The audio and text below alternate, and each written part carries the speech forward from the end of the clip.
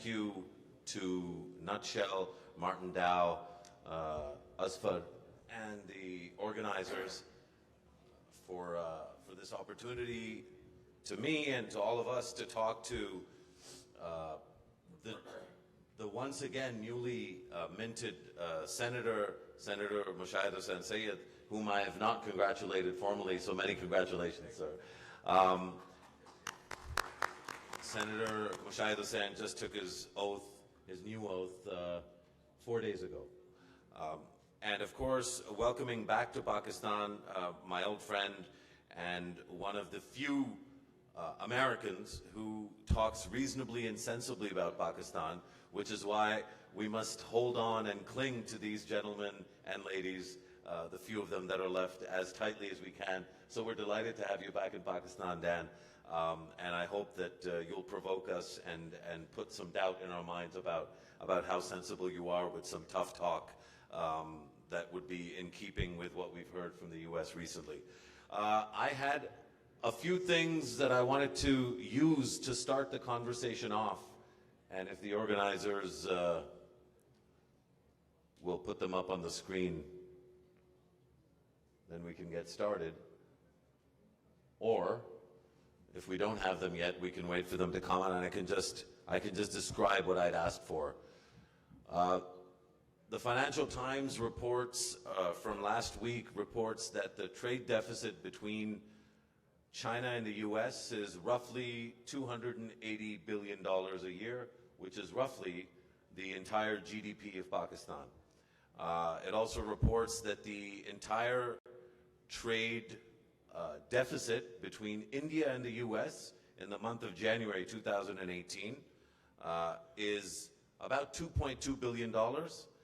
And the entirety of the trade deficit between Pakistan and India for the whole year, as compared to 1 month for the US and India, is about $2 billion.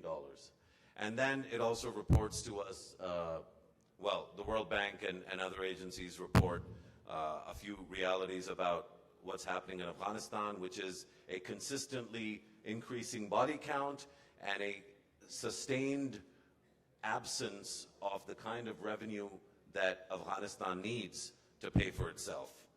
It's not generating the kind of economic growth that can help pay for the things that Afghanistan needs, and what it needs more than anything else is security. So whenever those graphics come up on the screen, they'll come up. But I thought that I would put these facts out to the audience, and particularly to Mushahid Saab and to Daniel Saab, and maybe begin, Mushahid Saab, by proposing a thesis that I have, which is that basically Pakistan wants Afghanistan to behave, and Pakistan is big enough to, if not get Afghanistan to do what it wants, to make Afghanistan's life difficult.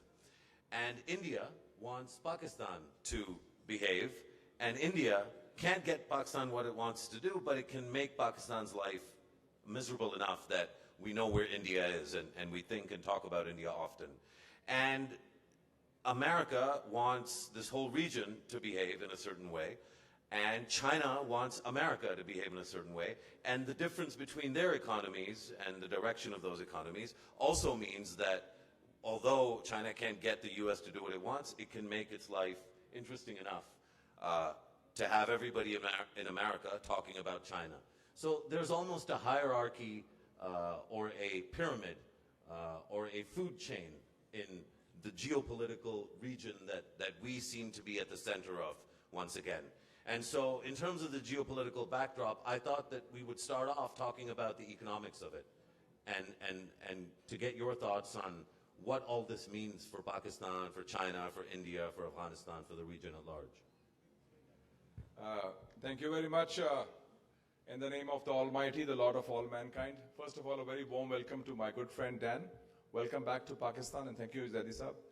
And I would like to also thank Asfar Hassan Saab for organizing a very good conference as always, and also to Mr. Yunus Dhaga. He is one of the most outstanding civil servants who thinks outside the box and who has a non-bureaucratic approach on issues on presenting Pakistan. I think it's a job well done in a short span. So we are proud of your work.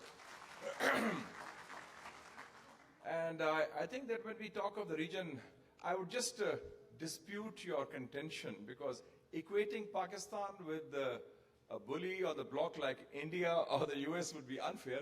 Pakistan and Afghanistan are victims. But despite the being victims, I am reminded of the saying of the great scientist who died yesterday, Stephen Hawking. He said something which is very important, which pertains to Pakistan and Afghanistan and the Asian spirit. He said, physical disability should not mean disability in spirit. And I think that is what is happening for Pakistan, and it applies to Afghanistan also. We have been in the eye of the storm since 1979. And 38 years, hosting the largest refugee population for the longest period, 3 million. Fighting the most successful inland war against terrorism since 9/11, which we have done. And now, despite the disabilities which the region provides, the contention, the cross-border terrorism from India via Afghanistan or directly also, we have the China-Pakistan Economic Corridor, the CPEC, which provides Pakistan and the region to build a better tomorrow through connectivity and corridors. And by the grace of God, Pakistan today is the hub of this new emerging, you talked about emerging Pakistan, there's also this emerging regionalism, where we talk of a greater South Asia, not just the South Asian subcontinent, but greater South Asia includes China, Iran, Afghanistan, Myanmar, Tajikistan, Turkmenistan, Kazakhstan, Kyrgyzstan, Uzbekistan. Driven by economy, driven by energy, ports, pipelines, road, railways. So a whole new world is opening up. But in this context, so that's a very hopeful sign, and with the statement yesterday of President Ashraf Ghani, where he gave an opening to the Afghan Taliban also. And we have had this opening for peace, not just in our region, but also in the Korean Peninsula, which is very positive. But Dan, I'm very disappointed with what is happening in my old place where I studied for so long, in Georgetown University in Washington, D.C., where you have a guy like Rex Tillerson being sacked, and you have certified right-wing, Islamophobes like Mike Pompeo taking over as Secretary of State and trying to scuttle the Iran nuclear deal and so forth. So I think that this region is going to be, we have had enough storms with Afghanistan, but it seems that the message from Washington is that with the focus on Iran, this region will remain unstable, volatile, and troubled, thanks to decisions made in Washington and sometimes implemented through Delhi now. That's a welcome with fire, if there ever was one. So let me just try and, I don't want to put the fire out, but just to moderate it, a little bit, because we all know Senator Mushahid Hussain, but not everybody would know Dan and his long and illustrious career as a scholar, but also as a diplomat and I think as one of the sole voices, or very few voices, of reason in the United States when it comes to the relationship between Pakistan and the United States.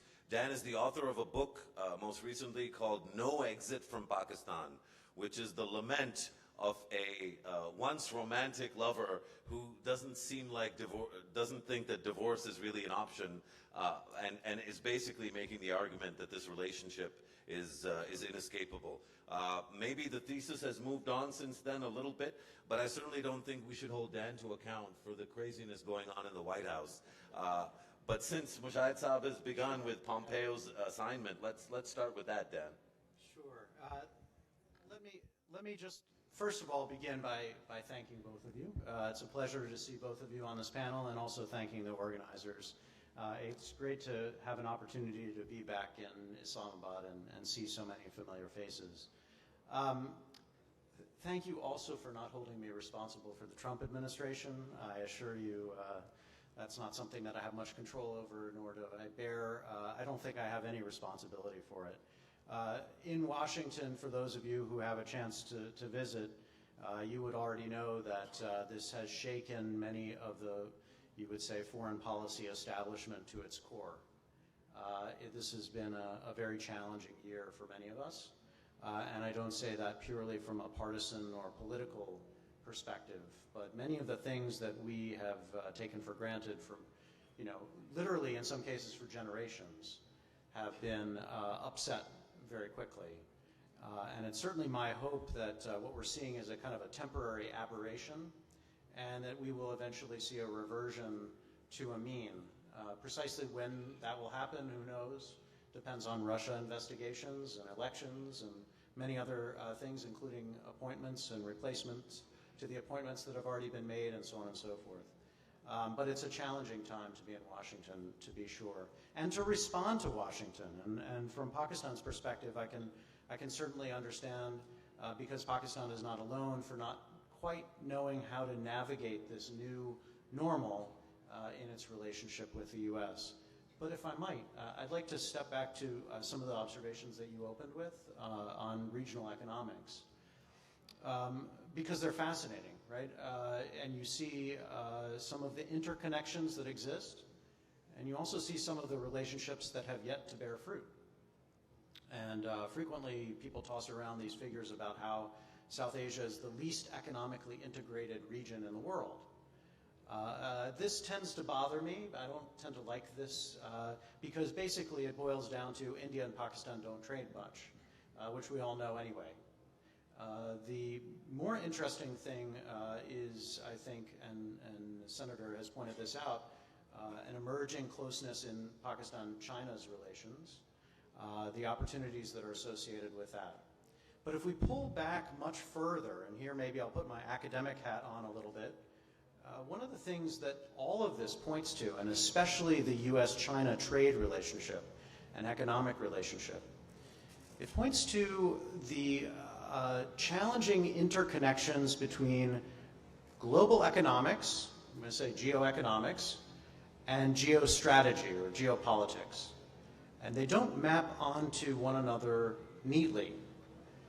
And many of us, I think, are inclined to look at the world and look into the future and to perceive an emerging Cold War type relationship between the United States and China. And I think one very kind of important point that is related to your observations is, in the Cold War between the United States and the Soviet Union, you did not have the commercial interconnectedness and mutual vulnerability and dependence that you currently have between the United States and China. It's not just Pakistan that has a close relationship with China, and certainly on the economic front, the US relationship with China is the most, you could say, arguably the most important economic relationship in the world. And so it is not simple to boil these things down to either geopolitics or geoeconomics. You really have to look at both. And I think that should help us to inform our expectations for this region and for the relationships within it. So I'll open with that. I hope that's useful. It's, as always, of course, very useful. I guess, what that leads to, Mushahid Saab, is a question in my mind, and there's nobody better than you to kind of to think about this and to reflect on it for all of our benefit, is that this is a vital relationship. The economic dynamic between the U.S. and China is really central to potentially the economic future of the world. But something really interesting is happening. On the one hand, you have what many might call a slightly unstable and unpredictable regime in the United States that last week once again reiterated that it wants a sudden $100 billion reduction in the deficit. So basically the difference between, just to reiterate the point, and I'm sure the graphics will come up, I can see them here, but to reiterate the point, about $280 billion is the entire GDP of Pakistan. That's the excess value of what China exports to the United States over and above what the US exports to China. So it's a whole Pakistan's worth of advantage. And Trump wants a $100 billion reduction in it.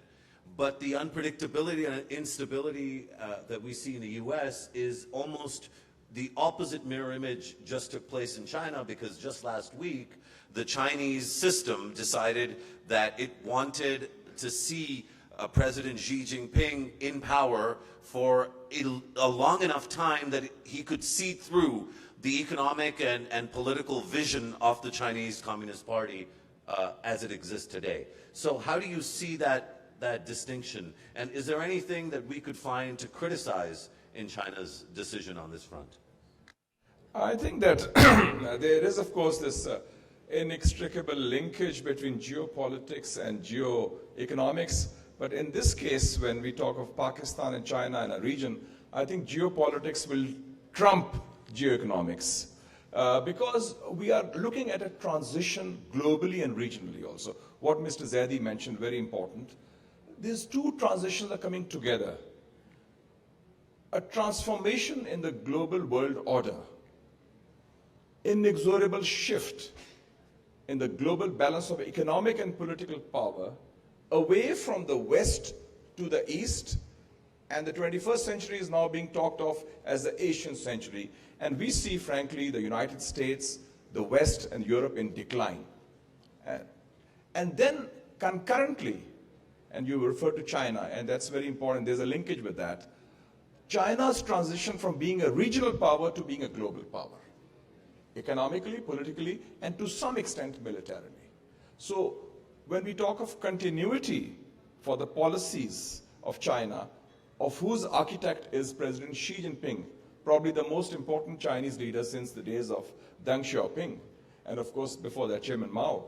So we see that there is this linkage also in what is happening, the decision taken by the National People's Congress, the Parliament of China, to end the term limits for the President of China, which in this case means Xi Jinping himself, who has launched this biggest diplomatic and developmental initiative of the 21st century, the Belt and Road Initiative, linking 70 countries of Asia, Africa, Middle East, and Europe through connectivity and corridors, land and sea. And Pakistan is among those 70 countries, the only one among them which has a land link, the old Silk Road, and the sea link through Gwadar with China.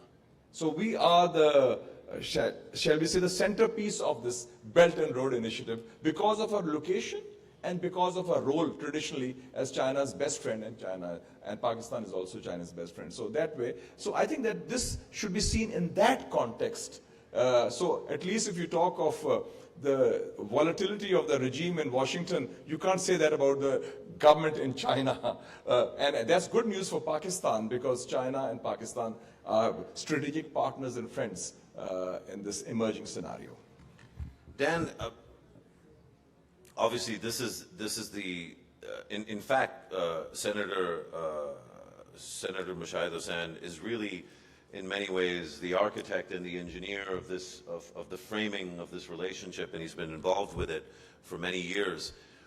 But you know, not just outside like in the US, but even in Pakistan, there are some folks who question whether Pakistan and China are too close, and more importantly, whether Pakistan's narrative is hinging too much on China. You know, the superb presentation by Secretary of Commerce Yunus Dagha. There was a line in one of the slides that said a game changer, and I know that Americans have some skewed incentives in how they see this.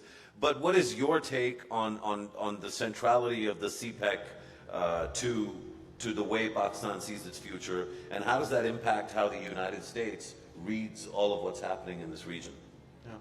Yeah.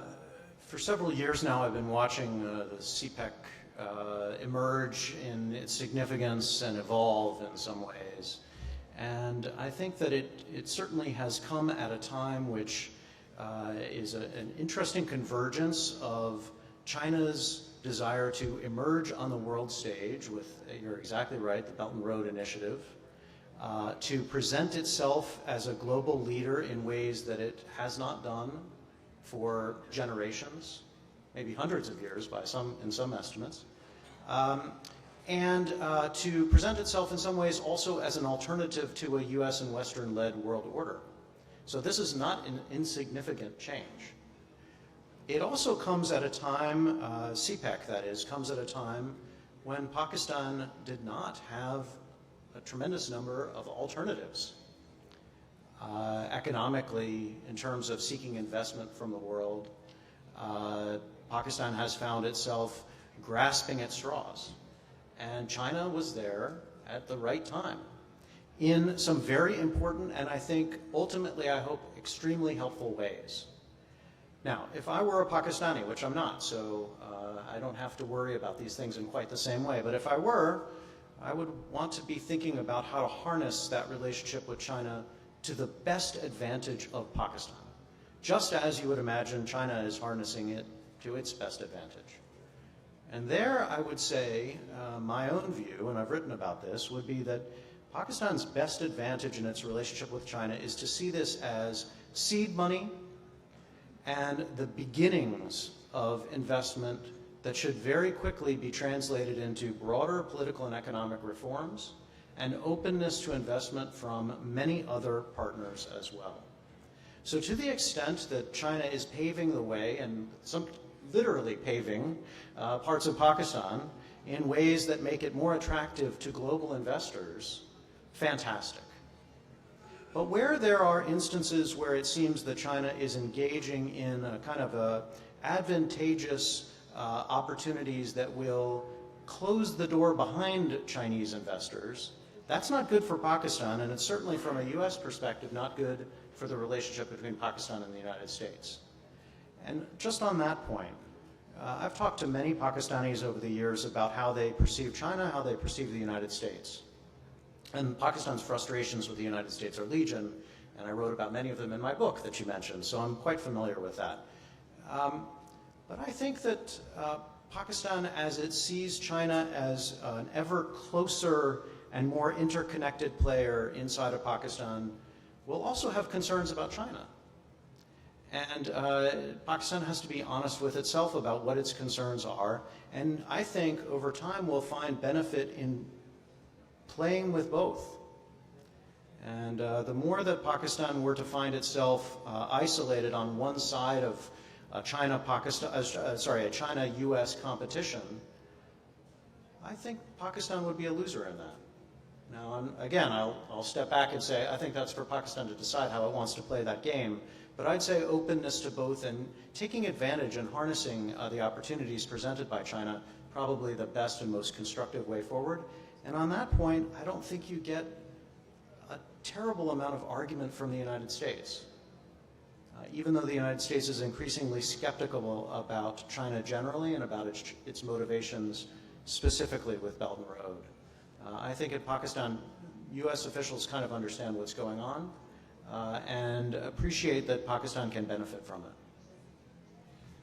Mushahid Saab, just very quickly, how do you see this? Because, you know, I have my own views on it, but we're here to hear yours. What is, when you hear people criticize or caution on the relationship with China, I know you have strong views. Do share with us what the thesis is as to why Pakistanis should not be too worried about any kind of disadvantage or being taken advantage of when it comes to China. Well, first of all, let me clarify this classification, or I would say even mythology, that it's either US or China. It's not a zero-sum game, Dan. And we have been friends with the US. The US is a technical partner. China is a strategic partner. The US relationship historically has been linked with a geopolitical situation where the US needs Pakistan, and then US and Pakistan interests converge for a certain finite time frame or a certain specific objective. 50s, 60s, Cold War, 71, the opening to China, the Afghan Jihad, the war on terror. It's all linked with a geopolitical scenario. With China, it's a more reliable, more time-tested, and a more strategic partnership, irrespective of the rough weather outside. That's why we say all-weather friends. So it's not that if it's good weather, they're good friends and something happens. And suddenly the US has temper tantrums in a jiffy. They cut off our F-16s, they cut off our aid, and that sort of thing. So there's a different quality to the relationship. But our system has very strong linkages with the United States, which remain and which will continue to be there, because we also need the US. And by the way, when you talk of CPEC, let me tell you that CPEC is not just about Pakistan and China, it's about the region also. Let's take two projects of CPEC where General Electric machinery and engines are being used. The Port Qasim power plant, 1,320 megawatts. The Sahiwal power plant, again 1,320 megawatts, is General Electric engines, and they're worth $500 million. So the US is already present indirectly in CPEC through its technology, and we'd welcome that. But you see, given this, I think we feel that in 2018, when we are having this discussion, we feel we are on the right side of history. The world is moving in a certain direction. And you mentioned the Cold War also. Yes, it started in 2011, Dan, when Mr. Obama, having failed to figure out our region and the Muslim world, Afghanistan, Iran, Iraq, Syria, Libya, he gave up on the Muslim world and he took two initiatives, which I think were also a catalyst for the Belt and Road Initiative.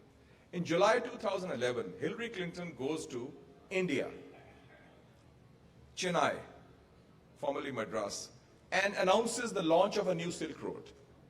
So Americans announced a new Silk Road from India. And I met the Chinese foreign minister 6 months later. Yang Jiechi came to Islamabad. We had a 1-hour chat in the Chinese embassy. He said, Excellency, what new Silk Road they're talking about? The Silk Road is China and it's 2,000 years old. Then November 2011, President Obama goes to Australia and announces a pivot to Asia, which is a code word for containment of China, and trying to bring through a combination of India, Japan, Australia, or whatever, this talk of a new Cold War. So I think that there are two contrasting visions being presented. One by the Chinese side through President Xi Jinping, which talks of connectivity, which talks of corridors, which is more inclusive, which is not excluding anyone, and in which they feel there's a win-win situation for everybody. There's something in it for everybody. But the US, conversely, I think, frankly, is in retreat, in decline, and then they are resorting to one strong strength they have still, military power, because they feel that the Asia-Pacific, being an American lake, is threatened by this new emerging order. So I think these are the two contrasting worldviews, and we feel that given the situation that we have, and the road to peace in Kabul lies through Islamabad, we want to play that process, and we are very concerned that if suddenly the Iran nuclear deal is scuttled and Iran narrative is being framed not by Washington but by Tel Aviv or Netanyahu, then all bets are off. Then there'll be instability in the region. And that's why we welcome what has happened in Korea. Kim Jong-un, the rocket man, is meeting our good friend President Trump. So if they can meet, why not the clerics of Iran and the right-wing Christian-dominated regime of America? So those Christian fundamentalists can also meet. Why? I'm sure they could. I think, the senator brings in, I think, a really interesting dimension. Iran's foreign minister was in Islamabad for 3 days, just went home yesterday morning, if I'm not mistaken, or the day before, late night, and said a number of things that confirmed a growing view in Pakistan that this connection with China, and we've talked about that enough, but that the connection with China is proof of something larger. And two other sort of instances that supports this growing view, in our view, in my view at least. One is that the Russians certainly seem to be making some sort of overtures to Pakistan over the last 4 or 5 years, and it's really ramped up in the last year and a half or so. And the other is, as I said, Iran's growing outreach to Pakistan and vice versa. And then, of course, finally, the kind of cherry on top is the renewed reconciliatory tone that President Ghani has taken toward Pakistan. So at a time when Donald Trump has just tweeted and is trying to put the pressure on Pakistan, Pakistan doesn't just have one release valve for that pressure vis-a-vis China. It has multiple fronts where it seeks relief or where relief is being offered. Do you think we're being too rosy-eyed about it, Dan? Do you think we need to be more worried than we are? Well, it's a good question. I guess I would say if you're sitting in Washington, which is where I call home, it's difficult not to see the Pakistani situation principally through the lens of Afghanistan. And it's difficult not to see the nature of that relationship coming under a tremendous amount of strain. And you're all very familiar with the kind of language both that the president has used, but I think in some ways more importantly how his senior advisors all funneled through Islamabad and all made similar points. So I don't want to understate that or the significance of what we'd have to call a significantly more coercive approach and an attempt at a shifted U.S. strategy with Pakistan that is really driven by U.S. efforts in Afghanistan in a sense that those efforts can be advanced by putting strain on Pakistan. Now, I can understand that that may look like something that's more easily navigated when Pakistan has more friends. And I wouldn't want to discount that entirely. Certainly, it helps that Pakistan has a friend in China. Russia, I'm less convinced. Iran, I'm less convinced in terms of what that does for Pakistan. But China as a backer is important. But there too, you have to think about what China seeks in the region and in Afghanistan. And I've had many conversations with Chinese experts and officials. It's pretty clear that they also have some grave concerns about instability in Afghanistan and the instability that's wrought by terrorist groups. And that the Chinese, in their own way, are concerned that Pakistan needs to get on the right side of that mess as well. So I don't see quite as much distance between Washington and Beijing on some of these narrow counterterrorism concerns in Afghanistan, and in ways that maybe don't relieve as much pressure on Pakistan as your question suggests. If I could make one other point, because I think the China story is really maybe in some ways the most important and interesting long-term story, and I don't want to discount that at all. And it's only because in relative terms of China's rise, I'm less inclined to talk about American decline, but in relative terms decline, that it's only because of that the United States has undertaken a variety of new approaches. When you talk about the new vision that China provides to the world, there is definitely this positive win-win Belt and Road, regional economic integration, economic growth and development story that I think is very appealing.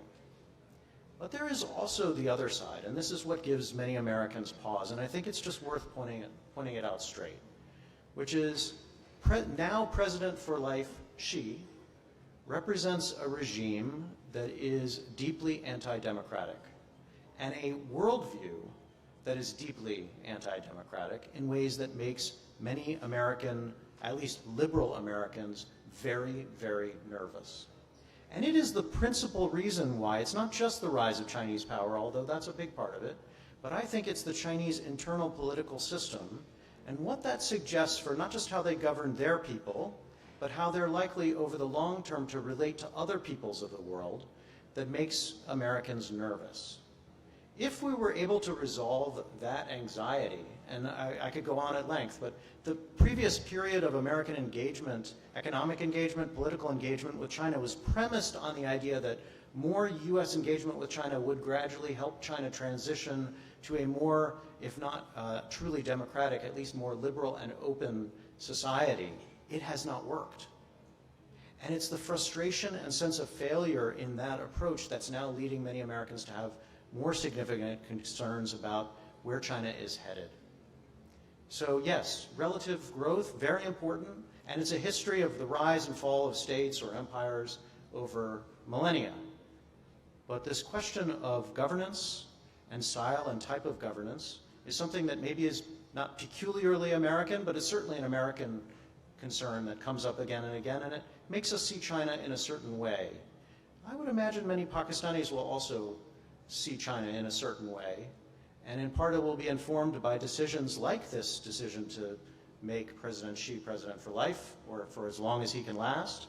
And I wouldn't suggest that that's a move that will stabilize China's political system. In fact, there are many people who are concerned that it's a sign of fragility within that system. That this prior rule of kind of many peers within a Chinese political system with a first among equals, but no one who was truly a dominant tyrant of any sort, could give way to a Maoist style system in which one man rules above all. That is not usually a recipe for long-term success or stability, not least because it always raises the question of how do you handle succession? So these are some of the concerns that we have when we look at China. They're not overriding, but they're important and probably increasingly determine U.S. policy. Just a snide remark to start with, which is that, you know, obviously as a Pakistani, one wishes that the Americans had been this concerned about democracy in Pakistan as well before bankrolling 3 military dictatorships. I assumed you would say that. Yeah, I always enjoy that one. But Mushahid Saab, 2 things that I want to bring, and I want to, obviously, I'd love to hear your comments about your views about the succession, about the comparisons with Mao, because I've heard that over the last few days as well. But I think more important for Pakistan is something that Dan alluded to that is a concern for myself and many of us, and you might have a different view, so I want to pose this to you. At the Financial Action Task Force meeting in Paris, the emerging space and these new valves where we could release pressure that I claim and that I believe are actually there, they didn't quite work out for us the way that I think at least I would have liked, in the sense that neither China nor Turkey nor the GCC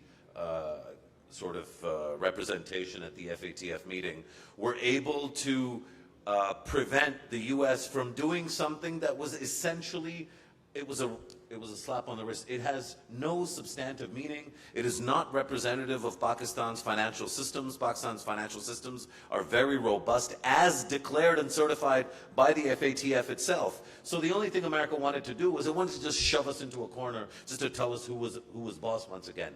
But the fact that it was able to do so with relatively limited resistance, is that a concern that we should have? And then obviously I'm pointing towards deeper concerns because, of course, the source of this anxiety for the Americans is UN Security Council Resolution 1267 and the problematic groups that they claim enjoy safe haven in our country. I think that as far as, just a couple of comments, the problem with US foreign policy in the region and the broader Muslim world is that they see South Asia and Pakistan through Indian lenses, and they see the Middle East through Israeli lenses. So it's Modi, Netanyahu, and Trump, this unholy trinity. And unfortunately, on FATF, I think the fault lies within us. It was our failure. We were very slow to respond. We should have responded to that 1267 resolution on our own. It was a last-minute patchwork done, and I think we should accept our own responsibility for that. So had we done our homework well in time, that situation would not have arisen, and we wouldn't have embarrassed our best friends who stood by us there. So that's one. Coming to your larger question about Russia, that's very important, Dan, that CPEC has given Pakistan strategic space in our foreign relations, more room to maneuver. And it's not just Pakistan. Let's look at the broader region. 3 of your best friends in the region, Saudi Arabia, Turkey, and Egypt. In the last 3 months, which have been the most important visits of King Salman, President Recep Tayyip Erdogan, and Field Marshal Abdul Fattah al-Sisi to Moscow? Salman goes to Moscow, buys arms, and a Kalashnikov manufacturing factory is going to be set up in Riyadh. Kalashnikov AK-47. NATO member Turkey, Recep Tayyip Erdogan goes to Moscow to buy the S-400 missile. Abdul Fattah al-Sisi, whose coup the Americans endorsed and supported and even privately launched, according to some quarters. That man goes to Moscow, and he gets also arms. So the whole world is changing. People are looking at their options. The US is no longer their best bet. It's not just Pakistan. I'm just saying, look at other friends of the US. So it is in that context we see that. About the succession issue, I would say that one of the greatest leaders of the 20th century was Deng Xiaoping. And Deng Xiaoping was purged 3 times. In fact, I was speaking at a conference, and 3 times he bounced back. And he ruled China for from 1978 to 1997 for 19 years. And he made the most remarkable transformation of China in the 20th. In fact, there's a joke about Deng Xiaoping, which I'll say, that there are 3 old Chinese political prisoners in a Chinese prison in Beijing, and they're saying, "Why are you in jail?"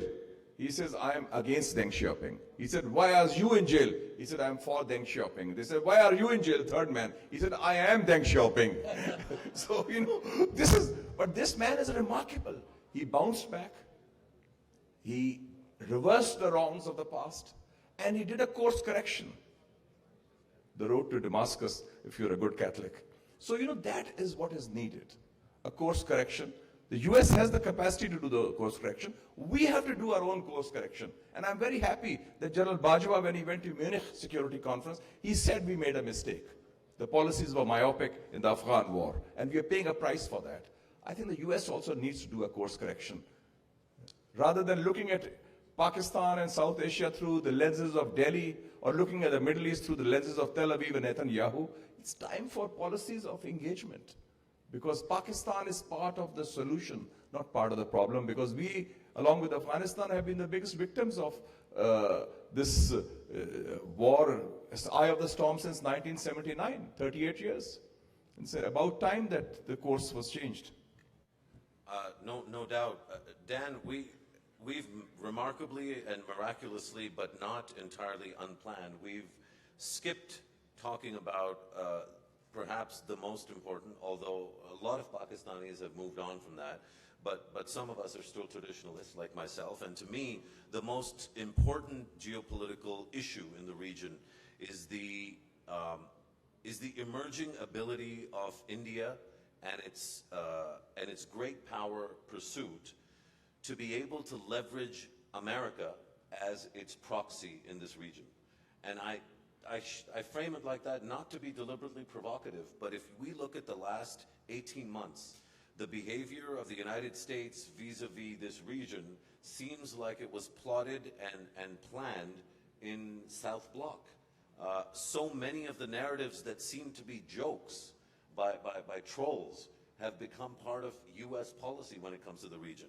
So, and of course, to give you one data point for why I'm saying this, the fact that President Trump would specifically mention India as needing to have a greater role in his August 2017 speech came to serious observers of the region and world politics as a really shocking thing to do, because it is provocative and because it will absolutely certify for Pakistani generals and strategists and policymakers that the U.S. can't be trusted anymore. So how did you receive that insertion in that speech, and what would you say to assuage Pakistani concerns about America becoming an Indian proxy? Well, I can answer the question in a very narrow sense and then a broader one, so I'll try both. In the narrowest sense, we need to understand a little bit about the process that led to that insertion into that particular speech. And there, my understanding is that the Trump administration began with what was very pointedly an Afghanistan strategic review, and then came over time to appreciate that it needed to broaden its lens and wanted to call it a broader South Asia review. And for very bureaucratic reasons, that brought a lot of Pakistan into the story, but a lot less India into the story. And at the tail end, as they were fooling around with the speech, they realized there was no mention in this so-called South Asia review, no mention of the largest country in South Asia. And they were casting about for ways to put it in, and someone not that clever, in my own estimation, decided that that was a plausible way of doing it. Now, this had two problems. You pointed out one of them. The first problem is, in my own view, this was likely to irritate, annoy, and perhaps worse than that, provoke Pakistan in ways that would be unhelpful. It also wasn't, actually, that particular line wasn't very appreciated in India, because India has no particular interest in getting involved in those ways, and certainly not in ways that look like the United States is asking India to get involved in Afghanistan. So India jealously guards, as many countries do, its autonomy on international relations, and doesn't want to be told by the United States where or when or how it should get involved anywhere. So that line, although it was intended to signal a positive outreach to India, actually wasn't all that effective there, and certainly had a negative consequence with Pakistan. That's the narrow answer. The broader answer, and maybe the more true answer. This is a shot across the bow. I think there should be no mistake. The Trump administration is engaged in a coercive strategy against Pakistan. It has not done so because it is being advised by India. It has done so because it perceives a failure in the prior approaches with Pakistan with respect to Afghanistan, and it means to revise its approach accordingly. It has decided that putting the screws to Pakistan is a way forward. It is not the only part of its Afghanistan approach, but it is a core and central part that enjoys a consensus across this administration. And I would say when you come to Washington, you'll hear a fairly strong chorus of support beyond that. Now, what is the purpose of this coercive strategy? It is not, I would argue, for most of those who are supporting it, it is not a punitive strategy. It is not intended to simply punish Pakistan for the sake of punishing Pakistan. It is intended to accomplish an actually fairly narrow goal, ultimately, of telling Pakistan and getting Pakistan to wean away any lingering support to groups that the United States considers to be terrorists who are attacking us in Afghanistan or broadly in the region. That's the purpose. It's a high-stakes strategy because it is coercive, and countries do not like to be coerced. And because it is something that the United States realizes as it's going into is high stakes, as far as I can tell, they're committed to it. So I wouldn't want to underestimate what that is and what its implications might be. Now, I'm not going to suggest that it will necessarily succeed, but I think that's my most careful and I hope accurate assessment of what is actually ongoing. Very short sort of question, really. Is this going to work? Is the American coercion going to produce the results that they're looking for? I was asked by the CNN on 21st August 2017, what do you make of Trump's strategy? And I said two things. I said it's a tried, tested, and failed strategy. And he said, what is your response to that? I said, my response to the Trump strategy is the same as that of Dr. Albert Einstein. He said, Einstein? Einstein is dead decades ago. I said, Einstein said, trying to do the same thing over and over again and expecting a different outcome is either insanity or stupidity. And I think that is because what the US could not achieve with 150,000 troops, and frankly, Dan, pardon my saying, it's not about counterterrorism. David Sanger, David Ignatius, Steve Cole have written that the US presence in Afghanistan is also to keep an eye on China, Iran, Afghanistan, and also Pakistan's nuclear program. So what does the US want in Afghanistan? Do they want to talk to the Taliban? Do they want to take on the Taliban? What is the, I'm confused.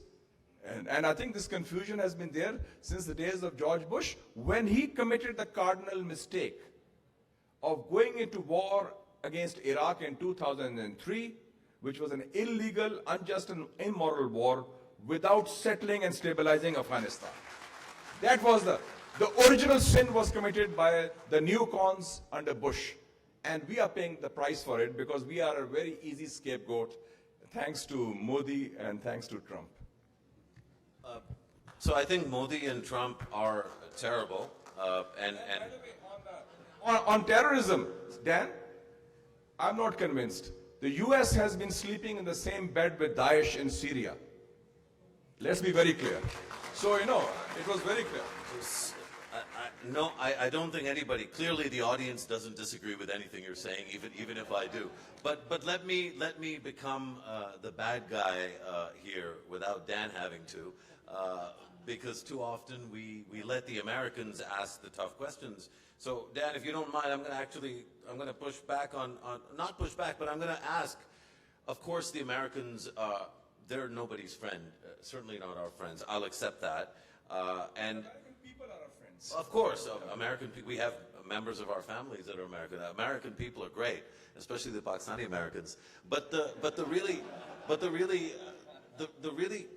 difficult question, I suppose, for me to answer when we do this kind of thing in Washington, and Dan is the one who's moderating, and we, you do this quite a lot more frequently than I do.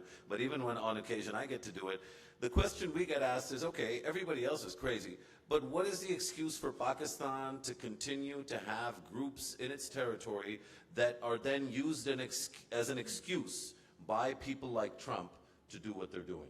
That some of the responsibility for the Americans doing what they're doing certainly must fall somewhere in Pakistan, and where does it fall, and how do we deal with that without allowing the Americans to beat us over the head? Totally agreed. I was editor of the Muslim in the days of the Afghan warriors, and I must say I was one of the few ones who said that this won't work, this strategic depth, or this playing footsie with the fundos, courtesy the CIA and so forth. It didn't work, and we have paid a very heavy price for that. And I'm glad that General Bajwa is the first army chief who has disowned that policy of his previous military chiefs when he spoke in Munich and said that we made a wrong mistake.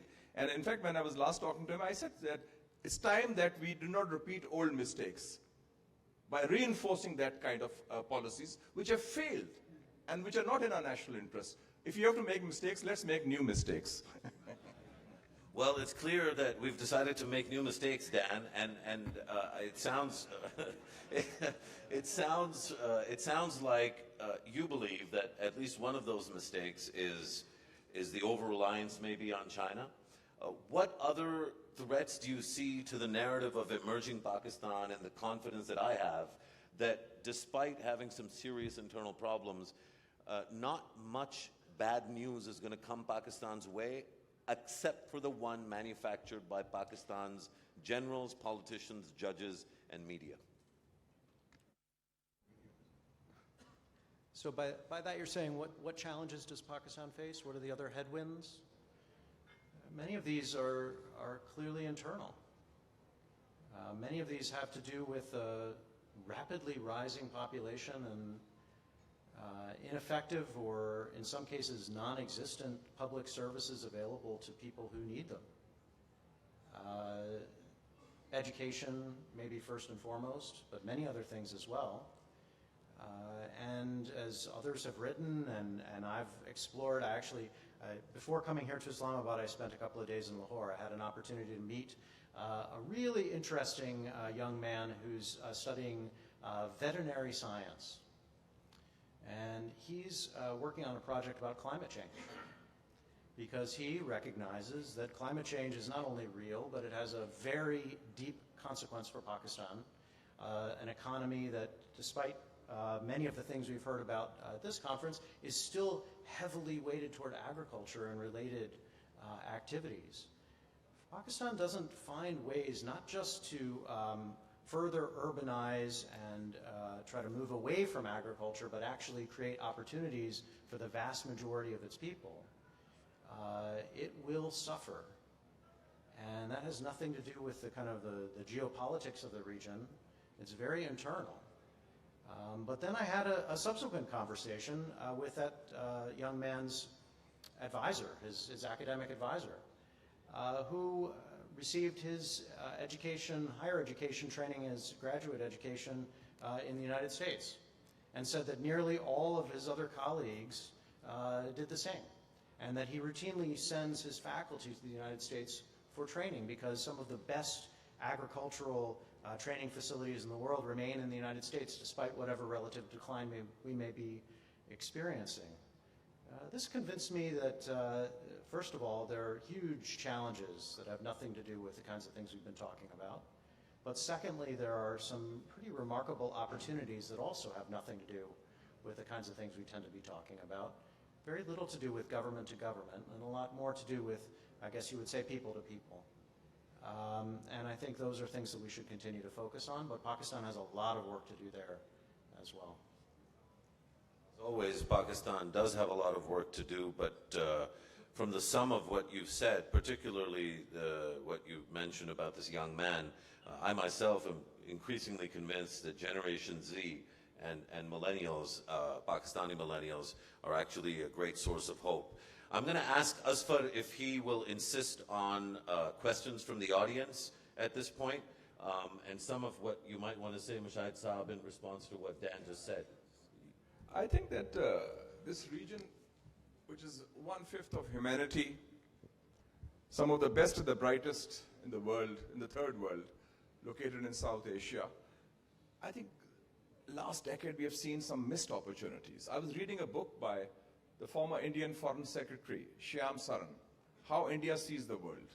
And he mentioned 2006, when there was that opportunity for, under Manmohan Singh, to settle at least Siachen or Sir Creek, the low-hanging fruit.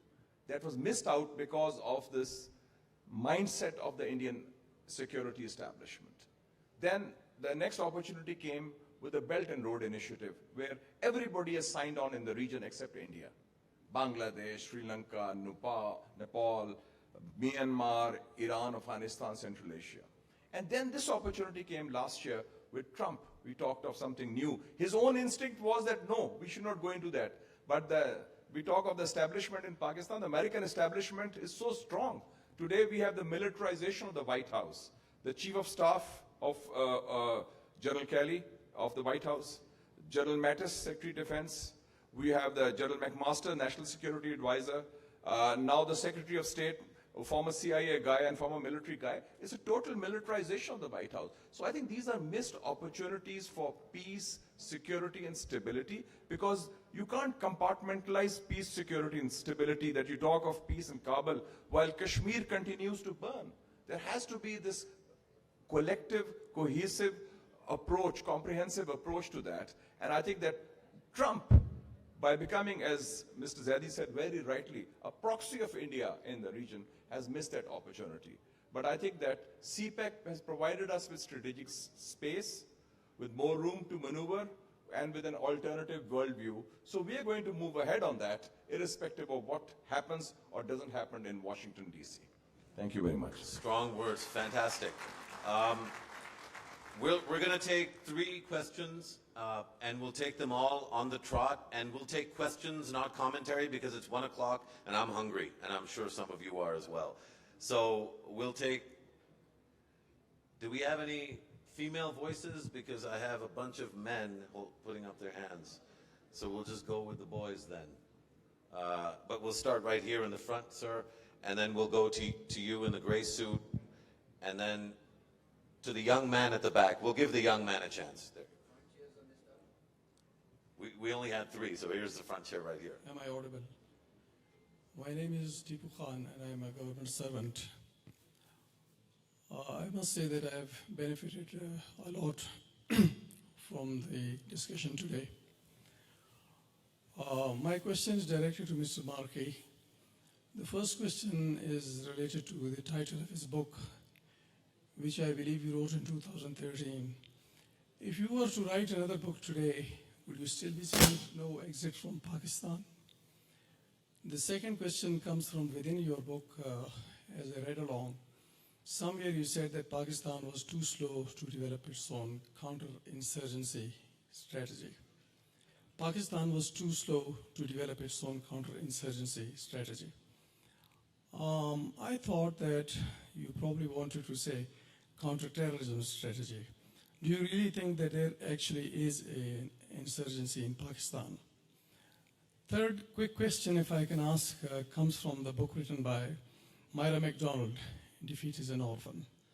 While talking about Gwadar, she cautions that when Suez Canal was being built, there were great hopes that Egypt will emerge as an economic progressive country, but that did not happen. I Googled and I found that several authors think like that. You've talked about it, CPEC, and you said that we must use Chinese investment as a seed money. And then you have given us a wish list. Do you think we have the capacity to do all that Oda shoulda that you just said? Thank you. Those are 3 questions, so that's everybody's quota. We're just gonna, no, I'm kidding. We'll go to you, sir. very quickly. Okay, yeah, I'll try to be quick. There's 2 questions again, I'm sorry. And a brief comment. First of all, I appreciate the conversation. Very candid, very honest. Dan, that was great. Senator Mushahid Hussain, you're always great. Here's question 1, which was originally posed by Senator Mushahid Hussain, but it kind of got lost in the conversation. What exactly is the U.S. trying to achieve in Afghanistan? 17 years on, I don't think anyone in the world buys it's fighting terrorism. So please, that's one. Second, there was a comment on China being undemocratic, and it just reminded me, I was in college in D.C. when George Bush got elected. The Florida recount wasn't very democratic. Also, this last election, I was there visiting, and the FBI opening the probe on Hillary's email, like 2 weeks before the election, wasn't really democratic. So, question 1 is, what is U.S. doing in Afghanistan? And 2, how democratic is the U.S.? Okay, fantastic. Very good. And then right at the back, the young man right at the back, please. Thank you very much. मेरा नाम हमाद सदीकी है. मैं ये मुशाहिद हुसैन साहब से पूछना चाहूँगा कि आपने 3 दफ़ा मेंशन किया कि आर्मी चीफ ने. Sorry. The young man in the back is asking the question. Yeah. That's it. Thank you. Thank you so much. I am Malhi, representing Khairpur Special Economic Zone, Government of Sindh. My question is that, sir, undoubtedly global stakeholders matters, just like Modi and Trump. But my question is that if we are not putting our own house in order, then we cannot have a reasonable say on global politics. So if we observe at what stand we are now on IT, education, health, and terrorism, instead of moving, confronting on global fronts, we shouldn't put our own house in order. Very good. That's the 3 questions.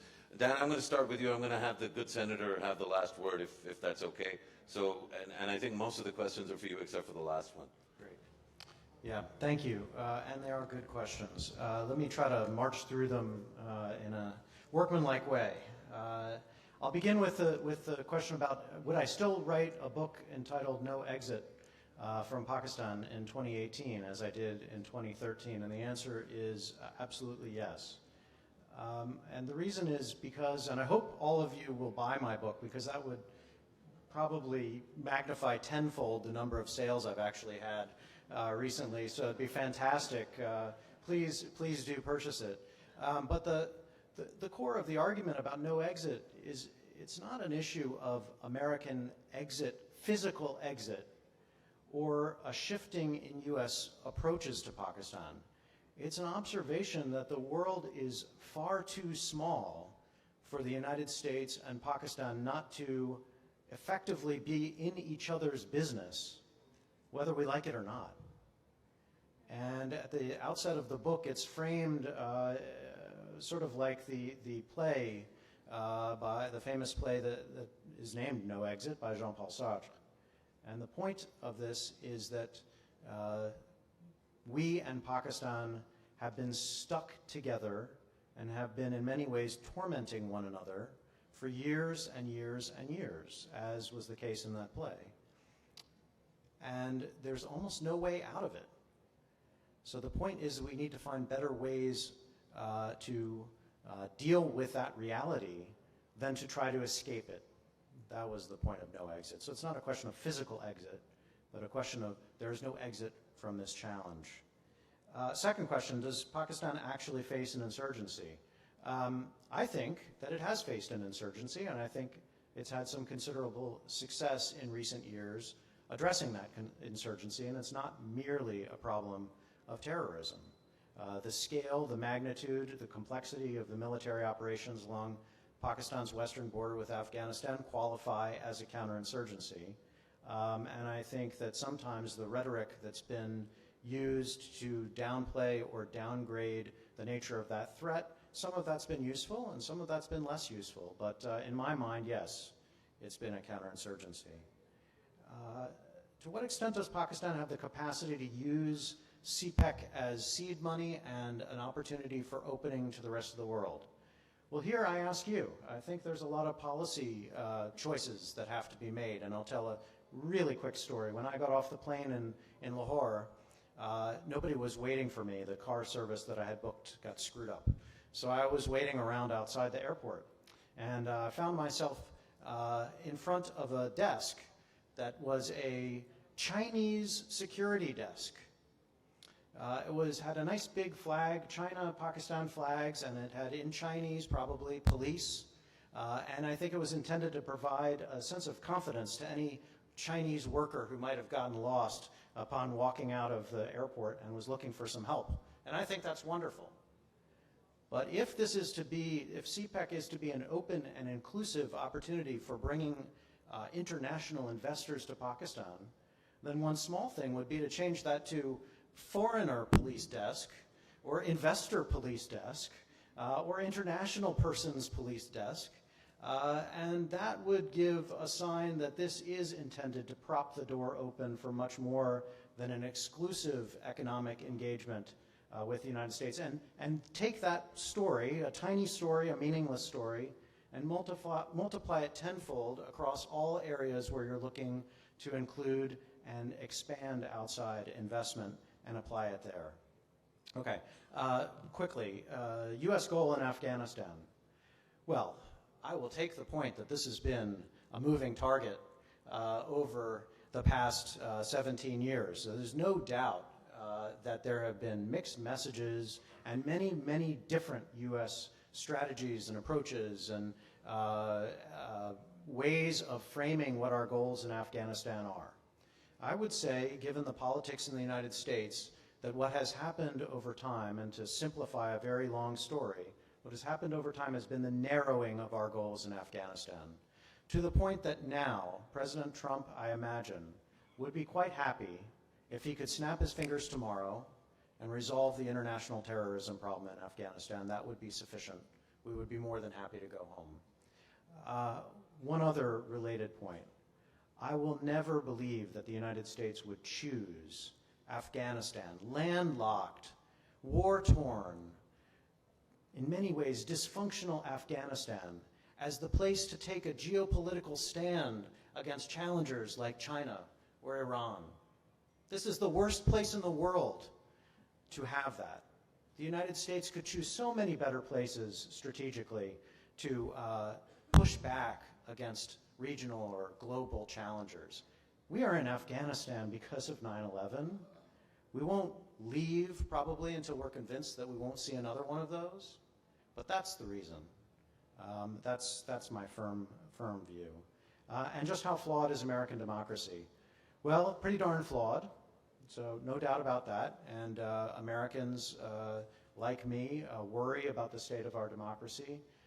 And it's not just what happens at election time that worries us, and the behavior of our current president worries us still more. And many, as I began today saying, many of us wake up every day over the past year or so in a state of some shock about what we're facing right now.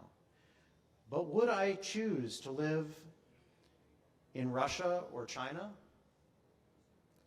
where my rights as an individual would be immediately curtailed in radical ways that I do not experience in the United States? Absolutely not. So yeah, deeply flawed. Maybe one of the, it's always a work in progress, every democracy. But would I choose to be in some place which fundamentally saw my rights in a very different way and my relationship to the state in a very different way? No, I wouldn't choose that. So I think there's still a strength to that democratic process in the United States. And the hope is that we can fight to make it better.